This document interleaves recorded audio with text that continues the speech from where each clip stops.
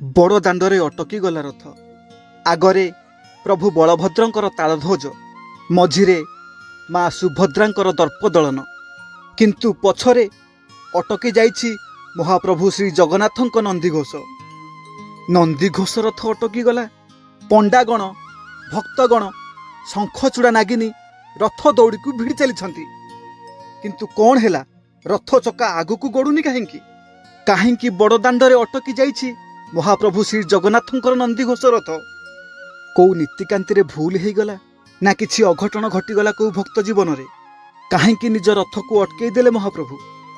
आगरे भाई बलभद्र भौणी सुभद्रा व्यस्त हो पड़े, भाई कहीं ता रथ अटकई देछि। 2005 मसीहा जुलाई 8 तारिख से दिन थिला शुक्रवार, महाप्रभु श्री जगन्नाथंक रथयात्रा। खोर्धा जिला नारायणीपाटना गाँव सूरज बाबू सकाळु सकाळु बाहरी पड़े पुरी प्रभु श्री जगन्नाथंकर सबुठु बड़ यात्रा रथयात्रा देखिबाकू। सूरज बाबूंको निज गाँ पुरी जिला किशोर प्रसाद गाँव रे। सूरज बाबूंको बापा माँ से बहुत छोट थिला बेले आरपारी को चली जाइछंती। से छोट बेलू तांको मामू घरे रही बड़ होइछंती। स्कूल पढ़ुथिबा समय रे से बेले बेले बुलिबाकू आसंती तांको निज गाँ को। आउ से गाँ लोकंकठू सुनिथिले एई रथयात्रार भिड़ रे कुआडे तांको माँ चली जाइथिले। आउ माँ चली जिबार किछि दिन परे तांको बापा मध्य आरपारी को चली जाइथिले। से दिनठू भारी अभिमान जगन्नाथंको उपरे सूरज बाबूंकर। मन भितरे जेते अभिमान थिले भी जगन्नाथंको निज बापा मार जागा देइछंती सूरज बाबू। ता छड़ा जगा तो सबु बेले तांको डाक शुणुची, सबु विपदरे तांको पाखरे छिड़ा हेइची। प्रत्येक दिन सकाळ उठी प्रथमे जगन्नाथंको प्रार्थना करंती, आउ सबु काम आरंभ करिबा पूर्वरु महाप्रभुंको नाँ नहीं आरंभ करंती। आउ से दिन भारी मनरे सकाळु सकाळु बाहरी जाइथिले पुरी। बड़ दाण्डरे पहुँचला बेलकू पहंडी विजे सरी जाइथिला। आउ रथरे महाप्रभु बसी बाहरी पड़िलेनी माउसी घर को। आगरे बड़ भाई, मझिरे सान भौणी एवं पछरे स्वयं जगन्नाथ रथरे बसी झुली झुली बड़ दाण्डरे आगुक आगुक माड़ी चलथिले। बड़ दाण्डरे पहुँचला बेलकू बहुत देरी हो जाइथिला सूरज बाबूंकर। से दूररू देखिले नंदीघोष रथर ध्वजा तैलोक्य मोहिनी फरफर हो उड़ुची। भक्त माने भाव विहोल होई रथ दौड़ी को टाणी चली थांती। तर तर हे सूरज बाबू आगकू माड़ी चलिले रथ दौड़ी धरिबाकू। आज से जगा को देखी नाहांती, आगकू न जाई पारले काले जगा को देखि पारिबेनी बोली तर तर हे आगकू माड़ी चलथिले। किंतु हठात देखिले जणे बुढ़ी माटिए तले पड़ी जाइछि। आउ लोक तांको ऊपर देई माड़ी चलछंती। रथयात्रार गहली केही आउ तळकू देखिबा अवस्था रे नाहांती, किंतु सूरज बाबू देखि पारले।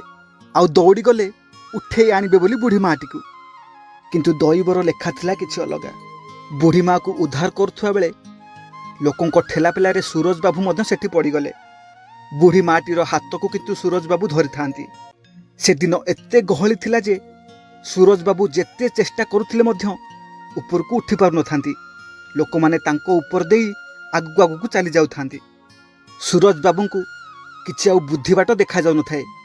से खाली चित्कार करुथांती, आमको रक्षा कर महाप्रभु, रक्षा कर, आमको बंचिबाकू दियो मते। एमिति कहिला भितरे सूरज बाबू को श्वासरुद्ध हो जाउथाए। किछि उपाय न पाई महाप्रभु को विकल होई कहउथांती, एमिति एक रथयात्रार ठेला पेलारे मो माँ भी मो ठारू दूरे जाइथिला। आज आउ कहार माँ को मु एमिति हेबाकू देबेनी। हे जगन्नाथ, जदि सतरे अछ तुमे महाप्रभु, तेबे अटकई दियो तम नंदीघोष को। अटकी जाऊ बड़ दाण्डरे नंदीघोष, अटकई दियो तुम रथ चका को, बंचई दियो ए मार जीवन को। से दिन सूरज बाबूंकर विकल चित्कार शुणी पारले महाप्रभु। आउ बड़ दाण्डरे घटीगला एक अद्भुत घटना। हठात बड़ दाण्डरे अटकी गला नंदीघोष। आउ सूरज बाबू बुढ़ी माँ को उठे आनिले तलू। महाप्रभुंको दयारु बेसी किछि क्षति होइनी उभयंकर। किछि समय परे सूरज बाबू जेतेबेले जानिले कि बड़ दाण्डरे नंदीघोष रथ अटकी जाइछि, से विश्वास करि पारलेनी कथा को। सतरे कौन महाप्रभु तांको डाकरे नंदीघोष रथ को अटकई देले? सतरे कौन नंदीघोषर चका तांको डाकरे अटकी गला बड़ दाण्डरे? ଏ କି ଅଦ୍ଭୁତ ଘଟଣା ଘଟିଗଲା ରଥଯାତ୍ରାରେ। ସୁରଜ ବାବୁଙ୍କ ଆଖିରୁ ଲୁହ ଧାର ଧାର ବୋହି ଯାଉଥାଏ।